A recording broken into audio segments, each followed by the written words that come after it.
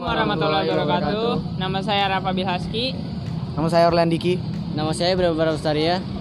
Dengan teman kami Alfi dan Davin yang berhalangan hadir. Sekarang kami akan mewawancarai seorang teman kami yang merupakan panitia Semansa Sikap, yang merupakan juga tema dari bahasa Sunda ini.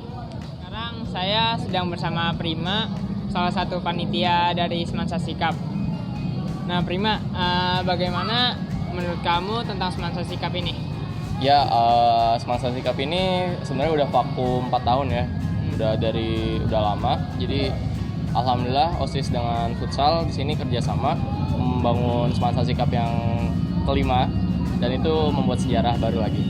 Di sini kita ada 6 event, yaitu dari futsal ada 2 cabang, yaitu kesenian dan olahraga. Yang dari kesenian itu ada padus, tari daerah, dan tatu jaroh. Sedangkan yang olahraga ada basket, futsal, dan tenis meja. Menurut kamu Prima nih, pasti kan di setiap event ada kelebihan sama kekurangan.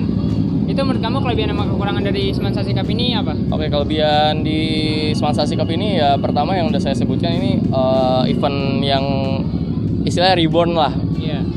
Bangun kembali dari kuburnya.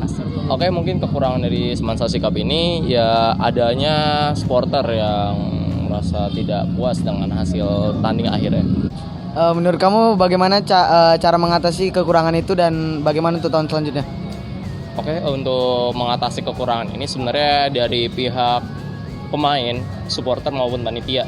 Di mana di sini kita hanya mungkin ada salah tangkap, atau mungkin di sini kita juga sebagai panitia kurang menjaga lingkungan sekolah.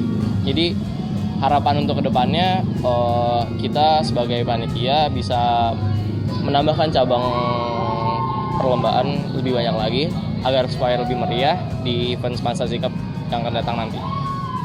Sekian. Terima kasih ya Prima atas meluangkan waktunya di wawancara. Iya, sama-sama. Dari kelompok kami, mohon maaf bila ada kekurangan.